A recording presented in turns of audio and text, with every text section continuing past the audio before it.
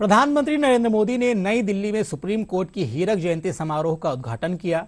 इस दौरान प्रधानमंत्री ने कहा कि भारत में आज बनाए जा रहे कानून कल के उज्जवल भारत को और मजबूत करेंगे। उन्होंने सुप्रीम कोर्ट की नई वेबसाइट भी लॉन्च की। कार्यक्रम को सुप्रीम कोर्ट के मुख्य न्यायाधीश DY चंद्रचूड़, केंद्रीय कानून मंत्री अर्जुन राम मेघवाल ने भी संबोधित किया।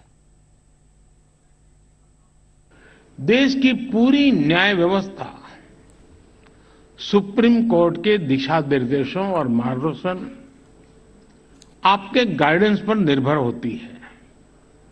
ये हमारा कर्तव्य है कि इस कोर्ट की एक्सेसिबिलिटी भारत के अंतिम छोर तक हो और इससे हर भारतीय की आवश्यकताएं पूरी हो सके। इसी सोच के साथ कुछ समय पहले ई कोर्ट मिशन प्रोजेक्ट के तीसरे चरण को स्वीकृति दी है। इसके लिए दूसरे फेज से 4 गुना ज्यादा राशि को मंजूरी दी गई है। 2014 के बाद से इसके लिए 7,000 करोड़ रुपए से ज्यादा राशि वितरित की जा चुकी है। मैं वर्तमान सुप्रीम कोर्ट बिल्डिंग में आप सभी को आ रही दिक्कतों से भी अवगत हूं।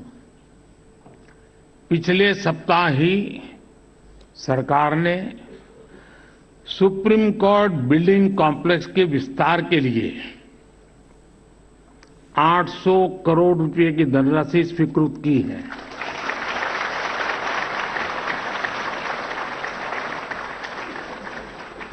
एक सशक्त न्याय व्यवस्था विकसित भारत का प्रमुख आधार है।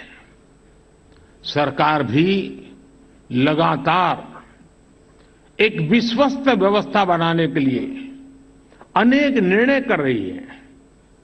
जन विश्वास बिल इसी दिशा में उठाया गया कदम है।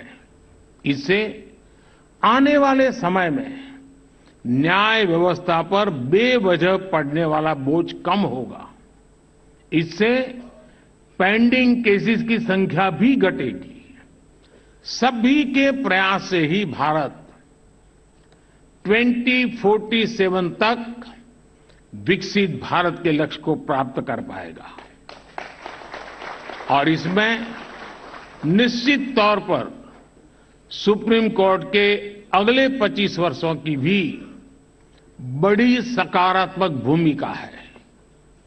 E-filing, digitization, paperless courts and e-office constitute the golden quadrangle of transformation within whose enabling perimeter the Supreme Court of India is set to uplift the experience of everyone who is either a part of the judicial system or who comes into contact with it. But what is the future? The Supreme Court is soon going to migrate its digital data to a safe, secure and sovereign cloud-based infrastructure. This would be a shot in the arm for the IT setup of the court. Cloud storage would ensure privacy, integrity, high availability and secure accessibility of the Supreme Court's domain data. We are also on the verge of opening a war room equipped with technology that would enable the Supreme Court to monitor judicial data of the entire country in real time by using the National Judicial Data Grid and iJuris, both of which were information sharing platforms. For the district judiciary, मैं इस अवसर पर विशेष रूप से उल्लेख करना चाहूंगा कि बाबा साहब डॉक्टर BR अम्बेडकर जी की वकालत के शताब्दी वर्ष के दौरान संविधान दिवस 26 नवंबर 2023 के अवसर पर माननीय सुप्रीम कोर्ट परिसर में वकील मुद्रा में उनकी 7 फुट की प्रतिमा स्थापित करके उन्हें पूर्वज अधिवक्ता के रूप में याद किया गया। इसके लिए मैं सुप्रीम कोर्ट को बहुत बहुत बधाई और धन्यवाद देता हूं, ताकि न्याय के इस मंदिर में स्थापित वकील की वेशभूषा में बाबा साहब की ये प्रतिमा संविधान प्रदत्त मूल्यों पर चलने के लिए निरंतर प्रेरणा देने के साथ साथ जिम्मेदारी का भी एहसास करवाती रहे।